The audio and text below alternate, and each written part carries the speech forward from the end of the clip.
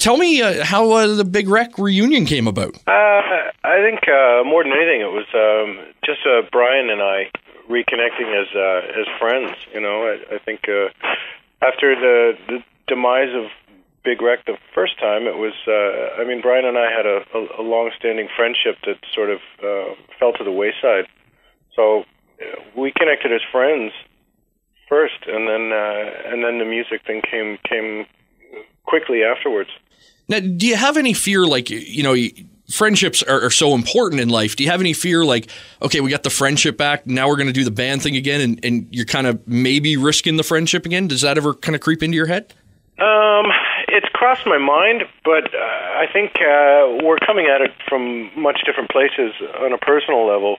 And I think given what we've been through, the fact that the friendship is still intact and as strong as it ever was, it's you know, I think that stands to the strength of the friendship. And whatever goes down musically is usually a result of that and beyond that, you know. Not that I want to put a kibosh on the Big Wreck reunion because we're all loving it, but it was just one of those things that crept in my head when I was reading about it, that it, you know, you guys do have a good friendship, and it was like sometimes you know it's like going back with an ex-girlfriend that. Well, yeah, I think we hadn't. I mean, we'd chat every sort of couple of years or so, you know, and then just sort of really fell apart, which is a shame because he only lives a few hours from where I live, and the other guys are in the States still. So it was just sort of something I felt a little bit like, you know, it was like I'd sort of let the friendship down, and you know, it was just time to reconnect, and then it was all the rest of everything that followed was just by chance, really. It was all just kind of lined up. Well, and it sounds great, like the new track Albatross. People absolutely loving it, and it's absolutely fantastic. Was that a song you had written previously, and you were just kind of sitting on, or was that something you guys wrote together when you got back? Well, the main motif, like the musical part, the little da da da da, that's been kicking around for years. And just sort of searching for a home, and I've tried to squeeze it into different songs as a bridge or as a pre-chorus or something, and it just never. I always thought it was a really strong melody, and then I think it just kind of the rest of the song kind of popped out from that, you know. Yeah, and I mean it came together really quickly, but as I said, the actual melody of it was kicking around for a long time. You know, it's just something that's been batting around.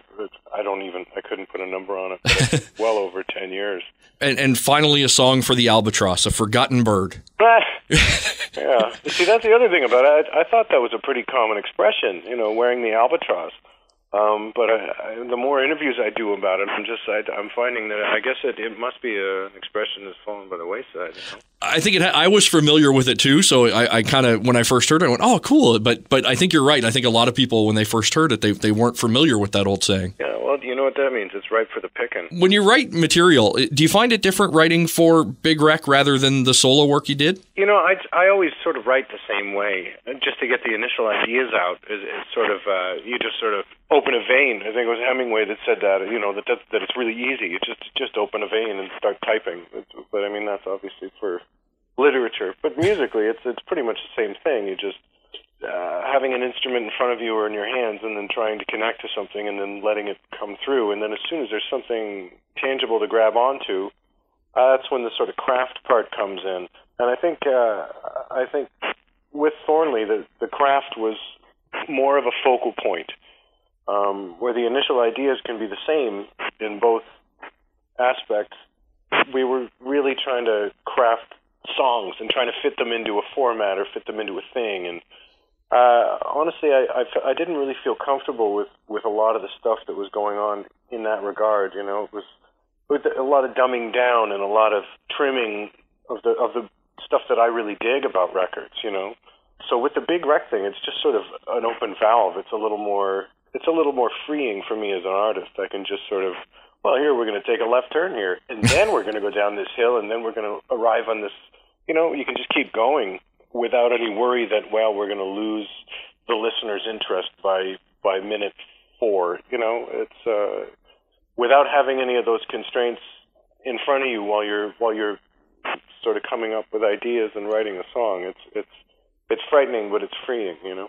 Yeah, and Big Wreck has always kind of had that ability to write songs that go in 3 or 4 different directions over the course of the song. It's always been interesting listening to a Big Wreck song. It's almost like, where is it going to go? Yeah. Well, that's part of the joy of it, you know. And I think, given the last few years with the whole Thornley thing, it was, and with changing labels and just sort of wanting to really start fresh. Honestly, when we were in the studio making a record, we didn't know if we were going to call it a Thornley record or a Big Wreck record. And I think it was Nick, one of the the executive producer, if we're going to call him. He was the one who said, just call it a Big Wreck album. It's like it feels like a Big Wreck album. There's guitar solos and there's, you know, sort of an intricate balance of sounds and instruments, you know. It's not just here's the verse and here's the chorus and cash in. You know, all the rules about like you got to hit the chorus by the first minute of the song, and it has to be 3.5 minutes long. Like all those rules, I don't know who wrote the rules, but they always felt a little bit like, well, but what if the song doesn't want to do that? You know, so It's nice that Albatross is getting the reaction that it's getting, because it is off the beaten path as far as all those rules are concerned. I don't think I start singing until the first minute, you know? Yeah, there is a long intro to it. Yeah.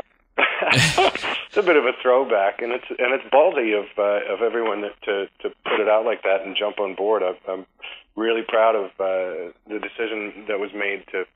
You know, I was impressed. I was like, really? You're going to go with that one? Because there are songs on the record that are more suited to the 3.5 minute, here you go, wham, bam, you know. I was rather impressed and delighted that they went with Albatross. Well, it sounds like a Big Wreck song, and it has all those turns. And I know when we first started playing it, everybody was just like, thank God Big Wreck's back. Like, people were so excited that you guys had returned. Even after 10 years, that's going to feel really good. Yeah, it does. It does. And it's nice that people can sort of recognize the sound and the sort of feel that I think is something that I certainly missed. And it's nice to know that other people do as well, you know. And now are tour plans being put together now for Big Wreck? They are being put together sort of as we speak, yeah. And plans to hit the East Coast, stop in Halifax, or? There was a rumor going around last week about a play in Halifax. I don't know what's going on and how it's going to, you know, pan out. But yeah, I mean, I'd love to. I always love going to the East Coast. Well, we hope to have you back. We want to celebrate the return of Big Wreck with you live. So if I need to do anything, let me know. And all right, brother. I'll do my best. Who out there is catching your ear right now? Is there anybody that you've been listening to that you're like, those guys got it? It's hard to say, man. I mean, with the exception of a few sort of more muso, sort of fusion-y kind of things, when it comes to the rock and roll game, I pretty much, I keep going back to the stuff that I've always listened to, you know? It's just like, do I need to hear The Wall again? And then I put it on and I say, yes, I do.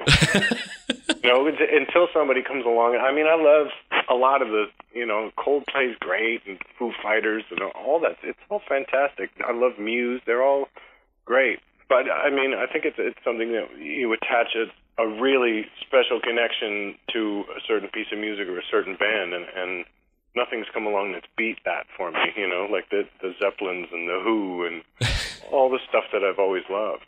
I hear you. I'm kind of the same way. There's new stuff I pick out, but when I go back, it's always the stuff that was there when I was growing up, which stuff that still gets me going. Which includes Big Wreck for me. Right on. So there you go. You got fantastic taste. You'd be the first to say that, my friend.